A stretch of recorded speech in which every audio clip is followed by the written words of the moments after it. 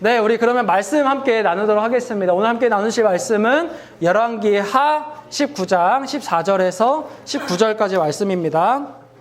열왕기하 19장 14절에서 19절까지의 말씀을 우리 번갈아 가면서 읽고 마지막 절 함께 읽도록 할게요. 히스기야가 사자의 손에서 편지를 받아보고 여호와의 성전에 올라가서 히스기야가 그 편지를 여호와 앞에 펴놓고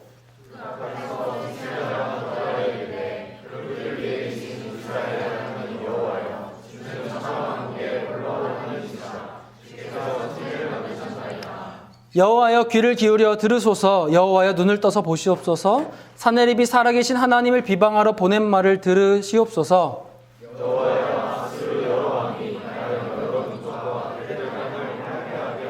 또 그들의 신들을 불에 던졌사오니 이는 그들의 신이 아니요 사람의 손으로 만든 것 곧 나무와 돌뿐이므로 멸하였나이다. 우리의 하나님 여호와여 원하건대 전하 만국이 아니라. 아멘. 오늘 뭐였죠? 제가 제목 까먹었어요. 유채꽃이 혼자 피나 꼭 뭐라고요? 때로 피지라는 제목으로 함께 말씀을 나누기를 소망합니다. 여러분 가슴에 손을 얹고 이렇게 한번 고백해 보시겠어요? 나는 하나님의 자녀입니다. 나는 예배자입니다. 이 예배를 통해 나는 변화될 것입니다. 네, 아멘. 여러분 요즘에 유행 중인 드라마가 하나 있습니다. 폭삭 속았수다라는 드라마인데요. 여러분 혹시 보는 분 계신가요? 저는 지금 너무 열심히 저희 아내랑 좀 보고 있어요. 그 드라마의 내용은 뭐냐면요, 5, 60년대 여성들의 삶의 애환을 그린 드라마입니다. 그 당시에 태어난 여성들이 어떤 삶을 살아갔는가를 그 드라마가 너무나 잘 보여주고 있어요. 그 당시 여성들의 모습은 이런 거였습니다. 그들이 대우받는 삶의 모습은요, 이런 거였어요. 여자는 집에 가서 애나 키워야지. 이런 거요. 여자가 무슨 나가서 돈을 벌어. 여자는 그냥 남편이 시키는 대로 사는 거지. 여자가 뭘 배우고 무슨 대학을 가고 무슨 꿈을 이뤄. 뭐 이런 이제 거였습니다. 그 드라마를 보면 그 당시 시대가 말하고 있는 그 여성상, 그 시대가 말하고 있는 그 여성들의 모습, 삶의 모습이 너무나 잘 드러나 있어요. 여러분, 우리는 늘 그 시대가 말하는 것을 언제나 쫓아가게 되는 것 같습니다. 그 어떤 여성이 그렇게 살고 싶었겠어요? 그 드라마 주인공의 이름이 애순이거든요. 여러분, 애순이는요, 그 시대가 말하고 있는 그 여성상에 대해서 정면으로 반박합니다. 정면으로 맞서요. 도전하고 싸웁니다. 애순이의 꿈은 대학에 가는 거였어요. 문학소녀였거든요. 당당히 대학에 가서 내 실력으로 꿈을 이루고 나를 인정받겠다라고 하는 것이 그 애순이의 큰 꿈이었습니다. 그러나 그 시대가 그렇지 못했기 때문에 모든 사람들이 따라가고 있는 그 시대상에 거슬러 올라가는 것이었기 때문에 그 애순이는요, 많은 사람들의 억압과 도전을 받고요, 방해를 받습니다.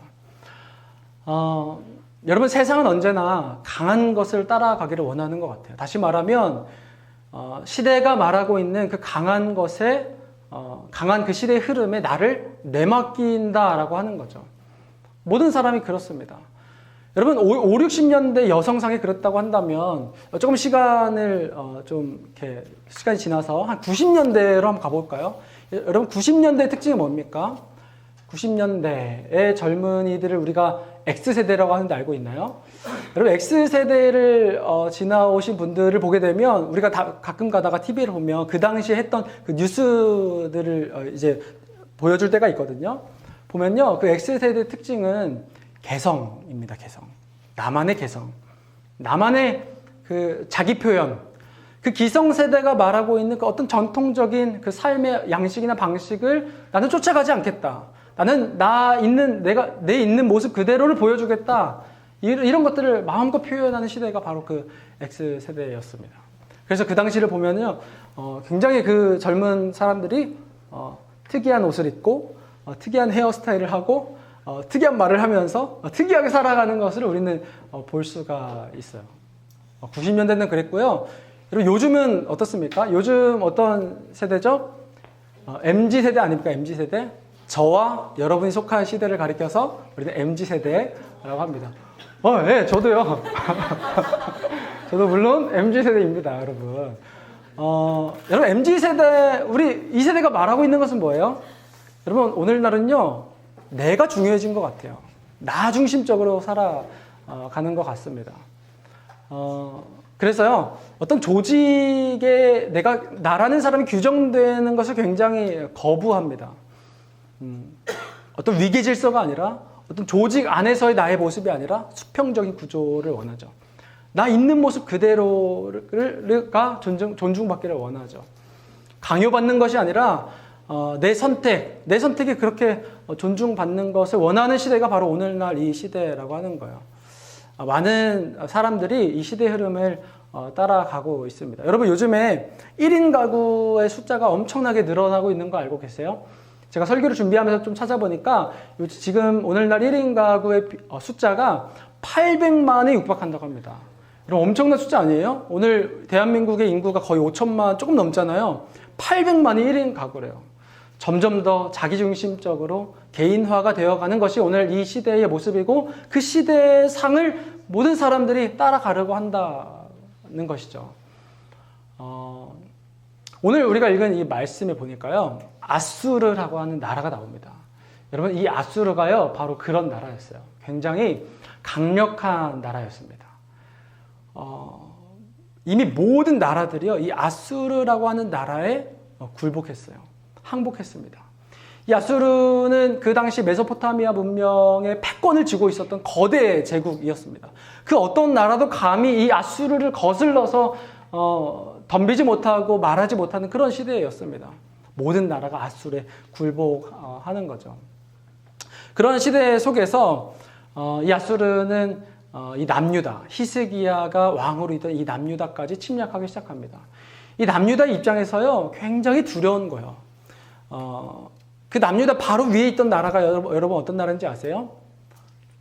북이스라엘이라는 나라입니다. 원래는 한 나라였죠. 오늘날 우리처럼 이렇게 두 나라로 갈려졌습니다. 이 히스기야가 보니까요, 바로 얼마 전에 이 북이스라엘 또한 아수르라고 하는 나라에 의해서 철저하게 멸망당했습니다. 처참하게 갈기갈기 찢겨져 버렸어요. 그것이 북이스라엘의 모습이었습니다. 그걸 보면서 히스기야가 얼마나 두려웠을까요? 그 아수르라고 하는 나라가 이제 이 남유다를 침공하러 오는 거예요. 이 남유다를 건들기 시작하는 겁니다. 처음에 이 남유다의 곳곳 그 성읍들을 이 아수르가 점령하니까 이 히스기야가 제발 좀 돌아가 달라고 애원을 합니다. 그러면서 우리나라에 있는 금과 은 수백 달란트를 그 아수르에게 가져다 줍니다. 이걸 주면서 제발 좀 돌아가 달라고, 우리를 괴롭히지 말라고, 우리를 건들지 말라고 그렇게 이야기를 하는 것이죠. 돌아갔습니다. 돌아갔는데 그 다음에 어떻게 됐을까요? 다시 돌아옵니다. 여러분 아수르가 가만히 있을 나라가 아니죠. 그 돈을 받고 그 엄청난 금은보화를 받고 나서 돌아갔다가 다시 그들을 쳐들어옵니다. 히스기야가요 이번에는요 돈이 아니라 돈으로 안 되는구나. 자신의 최측근이었던 왕궁 책임자 세 사람을 그 아수르에게 보냅니다. 성경에 보니까 엘리야김 그리고 셈나 요아라고 하는 그 세 사람을 보냅니다. 아마도 굉장히 지혜로운 사람들이었겠죠. 이 히스기야는 그 세 사람을 협상 테이블로 그 아수르에게 보냅니다. 아수르에서도요 랍사게라고 하는 사람이 나와서 이 협상 테이블에 앉습니다. 많은 말로 많은 지혜로 그들을 설득했겠죠. 제발 우리를 건들지 마라. 우리가 어떻게 해줄게, 어떻게 도와줄게, 돌아가라 이야기했겠죠. 그러나 랍사게는요 들은 척도 하지 않습니다. 오히려 이렇게 말해요. 항복해라. 야 얘들아 너희 속지 마. 야, 너희 하나님이 너희를 구원할 수 있을 것 같니? 라고 이야기합니다. 지금 너희 왕 히스기야가 말하고 있는 그 말을 듣지 말라는 거예요. 속지 말라는 거예요. 너희도 굴복해, 너희도 항복해 라고 랍사게가 이야기합니다. 이 세 사람이요, 야 알겠으니까 제발 좀 너희 나라 말로 이야기를 해. 왜 이런 이야기를 할까요? 지금 이 랍사게가요 유다 말로 그 이스라엘 백성들이 들을 수 있는 그 언어로 지금 말하고 있으니까요 이들이 두려운 거예요. 이 말을 누가 들을까 봐요? 우리 백성들이 들을까 봐. 들으면 어떻게 됩니까? 요동할 게 뻔하죠. 혼란스러워질 게 뻔하죠. 야, 제발 너희 나라 말로 아람어로 좀 이야기해줘 라고 말할 정도로 굉장히 애원합니다. 랍사게는 들은 척도 안 하죠. 오히려 더 크게 소리칩니다. 유다 백성들이여 들으라. 너희는 히스기야 왕에게 속지 말아라. 굴복해라. 여러분 이것이 그 당시 모습이었습니다. 얼마나 두려웠을까요? 여러분 히스기야가 온갖 방법을 동원했습니다. 돈도 줘보고요. 가장 지혜로운 사람들을 불러서 그들을 설득해 보기도 하고요. 그러나 넘어가지 않아요. 오히려 더 큰 어려움에 직면합니다. 그 큰 어려움은 뭐냐면 사네립, 그 아수르 왕이었던 그 사네립이 직접 히스기야에게 편지를 씁니다. 어떤 사람들을 통해서 이야기하는 게 아니에요. 아수르 왕 사네립, 그 당시 그 메소포타미아를 지배하고 있었던 가장 강력한 인물 그 사네립이 히스기야에게 직접 편지를 씁니다. 편지의 내용은 이런 내용이었어요. 야, 히스기야야, 너희 하나님 여호와라고 우리의 손에서 너희를 구원할 수 있을 것 같으냐? 절대 그렇지 않아. 하나님께 속지 마. 야, 너희 하나님 아무 힘도 없어. 야, 다른 나라들 좀 봐. 이미 수많은 나라들이 그 아수르에 의해 멸망당했거든요. 야, 저 수많은 나라들 좀 봐라. 저 나라들이라고 자기들의 신이 자기를 구원할 거라고 생각 안 했겠니? 그렇게 생각했다는 거예요. 그들의 신도 우리의 신이 우리를 구원해 줄 것이다 라고 생각했겠지만 우리 아수르에게, 나에게 아무런 소용없어. 다 항복했어. 다 굴복했어. 야, 너희 하나님 여호와라고 다를 것 같으냐? 항복해 라고 이야기합니다. 이 편지를 받아든 히스기야가 여러분 어떤 심정이었을까요? 얼마나 두려웠을까요? 얼마나 절망적이었을까요? 내가 이렇게 아무리 노력해도 소용없구나. 여러분 때로는 우리가 살아가면서 이 아수르 왕 사네립이 보낸 편지 같은 것들을 우리가 직접 받아들 때가 있습니다. 소망 없다. 야, 너희들이 사는 세상, 너희들 지금 그렇게 사는 게 정답인 것 같아? 야, 너희 하나님 아무 힘도 없어. 제가 지금으로부터 한 9년 전에 첫 사역을 시작했습니다. 저는 저희 모교회, 제가 어렸을 때부터 자랐던 모교회에서 사역을 좀 시작했는데요. 모교회에서 사역을 시작한다는 것이 여러모로 어려움들이 있습니다. 왜냐하면 나의 어린 모습들을 우리 어른들이 다 잘 알고 있으니까 저를 사역자로 이렇게 대해 주시겠어요? 대해 주시지만 그러나 꼭 그렇지만은 모든 분들이 그렇지는 않았거든요. 그래서 어려움이 있었지만 그래도 저는요 굉장히 감사했습니다. 너무 기뻤어요. 나 같은 사람을 사용해 주신다고 하는 거, 내가 하나님 앞에 쓰임받을 수 있다라고 하는 사실이 굉장히 기뻤습니다. 그래서 기쁨으로 그렇게 사역을 시작했어요. 사역을 한 1년 반 정도 하다가 담임 목사님께서 제가 이제 대전에서 사역하고 있었는데 저 바로 옆 동네에 세종이 있었습니다. 세종이 그때 막 이제 개발할 때였는데 세종에 저희 교회 지교회가 있었거든요. 작은 이제 개척교회였습니다. 지교회로 저를 마치 회사로 치면 발령 보내듯이 저를 이렇게 보내셨어요. 홍전도사 가서 우리 주일학교 친구들 좀 맡아줘. 그래서 제가 가서 열심히 사역했습니다. 제가 처음에 기쁨으로 감사함으로 사역했는데요. 1년, 2년 지나다 보니까 점점 지치더라고요. 고갈되더라고요. 이렇게 열심히 하는데 아무도 알아주는 것 같지 않아요. 내가 아무리 매주 열심히 설교를 준비해서 애들에게 이렇게 설교해도요. 애들이 변하지를 않아요. 듣는 것 같지도 않아요. 그 때로는요. 제 마음 가운데 분노가 치밀어 오르기도 하더라고요. 그 교회 담당 목사님께서 그 친구 초청 잔치가 있었거든요. 그래서 친구 초청 잔치를 너무 귀한 날이고 너무 귀한 날이니까 열심히 준비했어요. 그리고 새로운 친구들이 오면 줄 선물도 사고 과자도 사고 음식도 사고 또 재밌는 이제 레크리에이션 준비하면서 이렇게 준비했겠죠. 근데 그러느라고요. 저희 부서 예산을 제가 다 써버렸어요. 너무 이 의욕이 앞선 나머지 과자를 너무 많이 산 거예요. 선물을 너무 많이 산 거예요. 그래서 그동안 그렇게 잘 모아왔던 예산을 다 사용해버렸습니다. 물론 제 잘못이죠. 근데 이 친구 초청회 잘 끝나고 나서 담당 목사님에게 이렇게 말씀드렸어요. 목사님, 제가 저희 부서 예산을 다 썼어요. 다 쓰면서까지 이 친구들을 그렇게 환영하고요. 기쁘게 해줬어요. 기대하는 마음으로 그렇게 말씀드렸는데요. 혼내시더라고요. 아니 홍전도사, 아니 그 예산을 다 써버리면 어떡하려고 그래. 아니 무슨 계획도 없이 그렇게 다 쓰면 어떡해. 그 얘기를 듣는 순간에요. 제 마음 가운데 분노가 치밀어 오르더라고요. 아니 내가 좋은 마음으로 한 건데 한 영혼이 얼마나 귀해. 내가 정말 열심히 준비해서 이렇게 한 건데 아니 목사님 나 도와주지도 않으면서 뭐 이런 생각들이 막 드는 거예요. 이런 생각들을 막 하다가 보니까 몇 번 이런 일들이 있었어요. 막 분노가 생기고 그런 일들이 있다가 보니까 어느 순간 제 마음 가운데 제 마음 깊은 곳에 있던 그 열등감이 드러나기 시작하더라고요. 내가 이렇게 열심히 사역하는데 저 옆에 있는 교회 사역자들을 보니까 너무나 멋있게 사역하는 거예요. 너무나 그럴듯하게 사역하는 거예요. 저들의 사역에 열매가 있는 것 같은 거예요. 나는 여기서 아무도 모르게 이렇게 사역하고 있는데 저 사역자들을 보니까 아 정말 멋지다, 그럴듯하다 이런 생각들이 제 안에 계속해서 드는 것이죠. 저는 그때 이 사내립의 편지를 받아들었습니다. 야, 너 그렇게 사는 게 맞아? 너 빨리 다른 교회 가. 너 거기서 그렇게 하고 있는 게 무슨 의미가 있어? 무슨 소망이 있어? 제가 그때 이제 대학원에 다니고 있었는데 저희 동기들의 이야기를 들어보니까 지금 제가 저희 교회에서 받고 있는 그 사례비가요 말도 안 되는 금액이었더라고요. 적어서요. 많아서가 아니라 적어서. 제가 이런저런 것들을 생각하면서 아 내가 떠나야 되나? 내가 여기서 이렇게 사역하는 게 아무 의미 없는 것인가? 제 믿음이 흔들리는 것들을 그때 많이 경험했습니다. 여러분 오늘날 이 사내립의 회유와 이 협박이 오늘 저와 여러분에게도 동일하게 찾아온다는 사실입니다. 이 사내립의 편지를 받아든 이 히스기야도 굉장히 두려웠겠죠. 마치 아무것도 할 수 없는 이 진퇴양난의 순간, 절망적인 그 순간. 그때요 히스기야는요 한 가지를 깨닫습니다.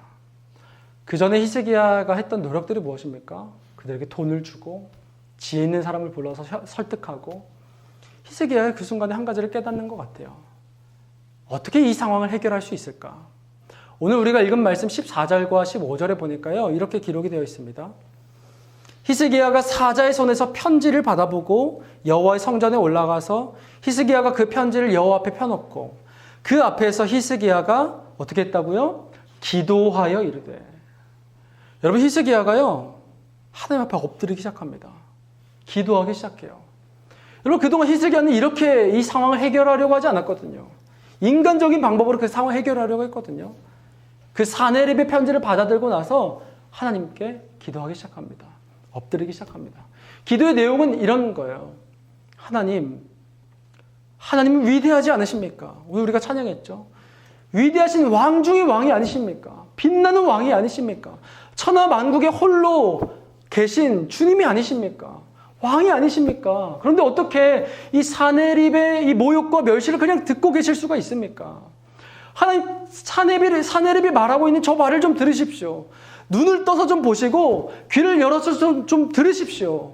하나님, 얼마나 모욕적입니까? 하나님, 저 다른 나라들이 멸망한 것은 제가 이해하겠습니다. 왜냐하면 저 다른 나라들이 자기들이 신이라고 믿는 그 신은 사실은 돌과 나무에 불과한 것이거든요. 저들이 믿고 있는 그 신은 아무 능력 없는 신이라는 것을 제가 너무나 잘 알고 있거든요. 그렇기 때문에 저들이 멸망한 것은 제가 하나님 이해하겠습니다. 그런데요, 우리 이 나라가 여호와 하나님이 계신 이 나라가 멸망하는 것은 말이 안 되지 않습니까? 하나님 어떻게 가만히 계실 수 있습니까? 하나님이 우리를 구원하시면 하나님이 온 천하 만국에 홀로 하나님이시라는 사실을 온 나라가 알게 되지 않겠습니까? 우리를 좀 구원해 주십시오. 우리를 좀 살려 주십시오. 히스기야가 간절하게 하나님 앞에 나아가 기도합니다. 여러분 하나님의 사람은요 이런 것 같아요. 이 사내립의 편지를 받아들일 때 어떻게 반응합니까? 저항하는 거예요. 여러분 아까 우리가 에순이 이야기했죠? 여러분 에순이는요 시대에 저항했거든요. 도전했거든요. 싸웠거든요. 마치 그런 것처럼 이 하나님의 사람은 이 사내립의 편지 앞에 어떻게 합니까? 가만히 있지 않아요. 그들에게 휩쓸려가지 않습니다. 그들이 말하는 대로 거기에 굴복하지 않습니다. 항복하지 않습니다. 야, 저 나라들 좀 봐. 저 다른 사람들 좀 봐. 야, 저 사람들 얼마나 그럴듯해. 멋있잖아. 야, 네 친구들을 좀 봐.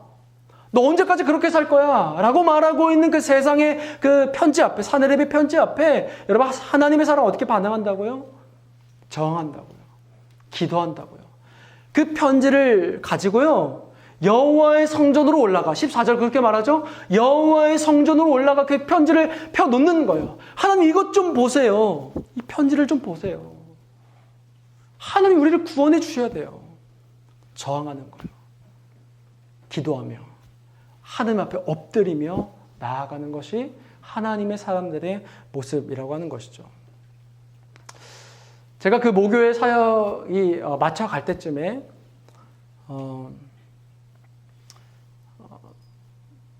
이런 생각이 들었어요. 하나님께서 왜 나를 이곳 가운데 보내셨을까? 하나님 여기서 나를 무엇을 훈련하게 하실까? 수많은 고민과 깊은 생각을 하는 계기들이 좀 있었습니다. 제가 생각을 해보니까요. 그 시간을 통해서 제가 한 3년 정도 그 모교에서 사역을 했거든요. 제가 그 시간을 통해서 겸손을 배웠더라고요. 겸손을 훈련하는 시간이었어요. 첫 사역을 시작하면서 나 이제 사역자야, 나 이제 전도사야 라고 말할 수 있는 저에게 하나님께서 제기야, 홍전도사 교만 떨지 마. 너 겸손해야 돼. 이 겸손을 훈련하는 시간이었더라고요. 그리고요, 한 영혼의 소중함을 배우는 시간이었어요. 아무리 학교 앞에서 나가 전도해도요, 아이들이 오지 않았거든요. 지금 우리 교회에 있는 그 적은 아이들, 그 아이들에게 온 힘을 쏟았거든요. 이 아이들이 얼마나 소중한지, 그 한 영혼의 소중함을 깨닫는 시간이었어요. 내 인생의 핸들을 주님 앞에 맡기는 법을 제가 그때 배웠던 것 같습니다. 제가 신대원 3학년 때요, 거의 1년이 넘는 시간 동안 하나님 앞에 엎드려 기도했습니다. 이런 기도였어요. 하나님, 저를 위해 준비해 주신 사역지가 있죠. 지금은 주님이 저를 여기로 보내셨으니 여기서 제가 최선을 다해서 사역하겠습니다. 제가 지금 당장 떠나고 싶어서가 아니라 하나님의 때에 하나님의 방법으로 그 예비하신 사역지로 저를 보내주시기를 원합니다. 1년이 넘는 시간 동안 매일같이 새벽을 깨워서 기도했던 기억이 나요. 그 시간을 통해서 제 인생의 핸들을 주님께 맡기는 법을 배웠던 것 같습니다. 폭삭 소가수다의 그 한 장면이요, 저에게 굉장히 기억에 남습니다. 뭐냐면 그 예순이가 이제 세월이 좀 흘러서 예순이가 이제 결혼을 했습니다. 그리고 새 아이를 낳습니다. 그런데요, 어느 날 불의의 사고로 막내 아들이 목숨을 잃게 됩니다. 막내 아들이 세상을 떠나게 돼요. 예순이가 너무나 슬퍼합니다. 그리고 세상이 무너지는 것이죠. 몇 날 며칠을 울며 불며 그렇게 살아가다가 완전 세상이 무너진 상황 가운데 뭐 하나 제대로 할 수 없는 그 정신없는 그 상황 가운데 부엌에 이제 예순이가 이렇게 딱 서 있는데요. 문득 이 부엌을 이렇게 둘러보기 시작해요. 둘러보는데 이런 것들이 눈에 들어오는 거예요. 옆집 할머니가 매일같이 찾아와서 채워주신 그 쌀통이 눈에 들어옵니다. 그리고 그 집 할아버지가 찾아와서 가져다 준 문어 한 마리가 눈에 들어와요. 그리고 그 동네 아주머니들이 가져다 준 고구마, 호박, 고기 반찬, 전복 이런 것들이 눈에 들어옵니다. 그러면서 이런 나레이션이 들리더라고요. 때마다 입속에 밥술 떠먹여주는 이들이 있어서 사라지더라. 유채꽃이 혼자 피나 꼭 때로 피지. 혼자였으면 골백번 꺾였어. 이런 이제 나레이션이 들립니다. 여러분, 저는 이 장면을 보면서 끝없이 펼쳐진 그 유채 꽃밭을 상상해 봤어요. 유채꽃이 혼자 피지 않고 늘 때로 피는 그 장면을 상상해 보았습니다. 여러분 한번 상상해 보세요. 드넓게 펼쳐져 있는 그 유채 꽃밭이요. 저는 그 부엌을 가득